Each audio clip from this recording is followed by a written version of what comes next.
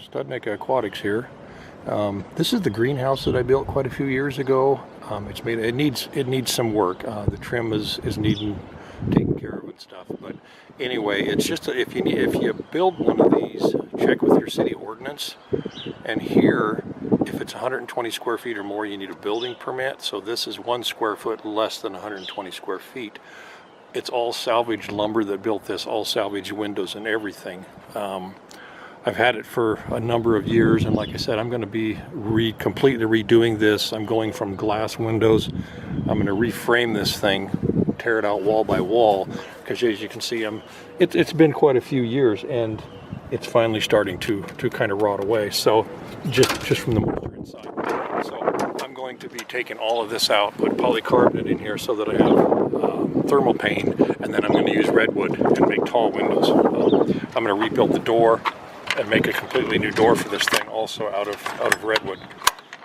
Now, if you go inside, that's in the off season now, so it's not as pretty as it usually is. But this is the inside of the thing, and as you can see, I salvaged windows out of the college when they did this, and this was framed up in a shop and used salvage lumber for all of it, and then set these windows in here. It's worked absolutely perfect for probably 8 years or something, and structurally all of my studs and stuff are all in very good condition. The only thing that's rotting away is the windows themselves. And what I'm going to be doing this summer is I'm going to buy a polycarbonate sheet. I'm going to tear this wall out except for the studs. I'm going to reframe it in redwood, and then I'm going to put polycarbonate in there that's sealed on the end, so I will have thermal pane, which will help a lot. I use the corrugated fiberglass to fill in on the edges, corrugated fiberglass on top. This is the north side over here, and I didn't know till after I did it, but you don't need windows on the north side. Actually, you're better if you don't. That way you can insulate that whole side so you can hold heat in the winter. So I believe that sometime this summer I'm going to do one wall at a time. I'm starting on the east wall first, and when I get around to that wall, I am going to probably pull all those windows, and I'm going to insulate, and I'm going to completely close that one off, and I'm going to use siding that matches my home. So that way that whole north side is insulated, and you can see that the windows are starting to rot. You know, it wasn't treated lumber, it wasn't redwood or anything, it was painted, and it lasted, you know, 8 years or so. But like I said, my uprights, my studs and everything else, structurally the thing is solid. Because I poured a foundation and everything. The other thing that I did was I replaced last year with redwood all of these shelves, and I got all those built last summer and got those replaced because those were starting to go, and they look nice. The other thing I have done is I built this bench out of redwood, and it actually folds up. You can just lift it up and fold it up to the wall and give yourself more space in here.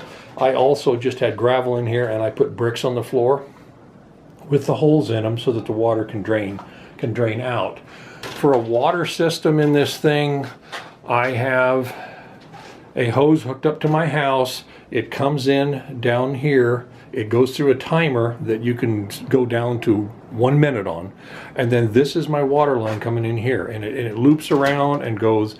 It's hooked to the bottom of each shelf and goes all the way around there, comes back, goes all the way up top, and then it does the same thing on this side. It comes over here and around and so forth. Now for emitters, you don't use misters. The water droplets are too big. Use foggers. And so I got foggers. I bought those at a farm store.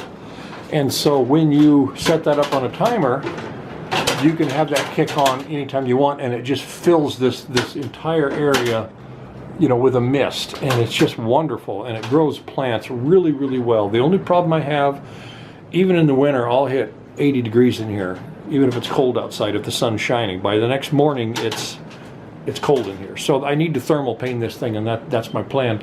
The other thing that I did was I got this ventilation fan. It's actually made for a Quonset, which is a large building. And that is hooked up to, and I had to come up with a thermostat that went high. So I picked up this thermostat, and this is actually made for fans and attic. So as you can see, it goes all the way to 120.